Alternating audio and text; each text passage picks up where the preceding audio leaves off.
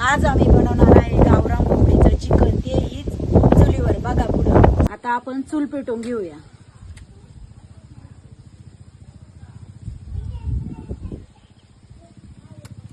Chicken धुताना त्यामध्ये कांदा टाकायचा, म्हणजे त्याचा खराब वास येत नाही. आता आपण चिकन धुवून घेऊया.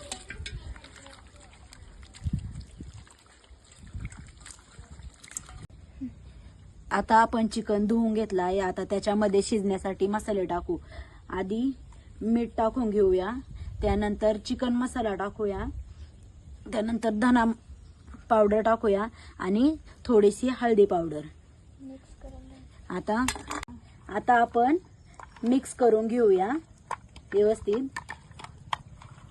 आता आपण पातेलं गरम करायला ठेवू. त्यामध्ये तेल टाकू. 2 पळी तेल टाकलं आहे. आता मिक्स केलेलं चिकन ह्या तेलामध्ये टाकून घेऊ.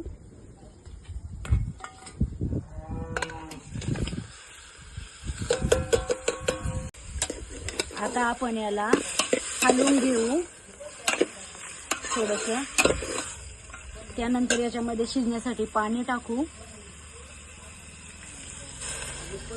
आता आपण याच्यावरती झाकण ठेवून घेऊ आणि भाजीसाठी मसाला काढून घेऊ. आता आपण भाजीसाठी लागणारे मसाले भाजून घेऊ. थोडंसं तेल टाकलंय, त्यावरती आपण खोबरं टाकू आणि कांदा मी चुलीमध्येच भाजायला टाकलेला आहे.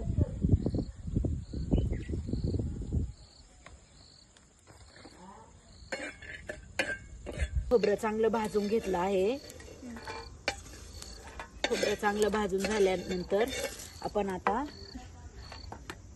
टोमॅटो टाकून घेऊ.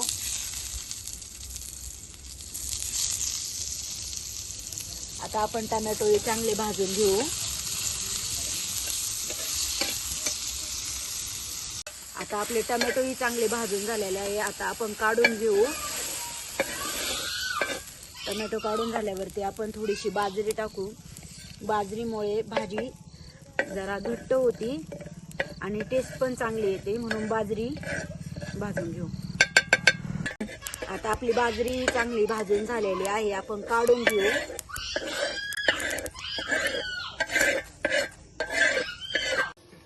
आता आपण यामध्ये लसूण घालून घेऊया आणि हे सगळं मसाला पाट्यावरती वाटून घेऊया.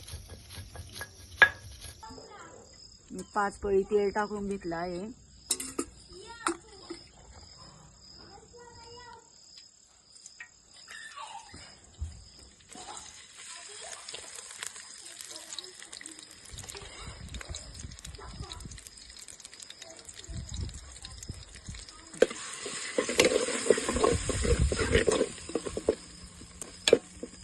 आता यात मसाले टाकून घेऊया. हा कांदा लसूण मसाला आहे. हा आपला घरचा मसाला आहे. ही हळदी पावडर आहे. हा चिकन मसाला, ही धना पावडर. आता याला आपण तेल सुटेपर्यंत मस्त तेलात.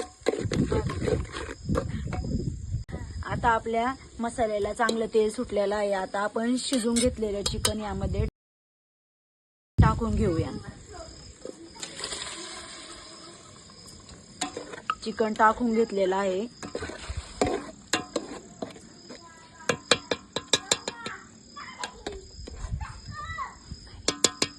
बंद करा आता.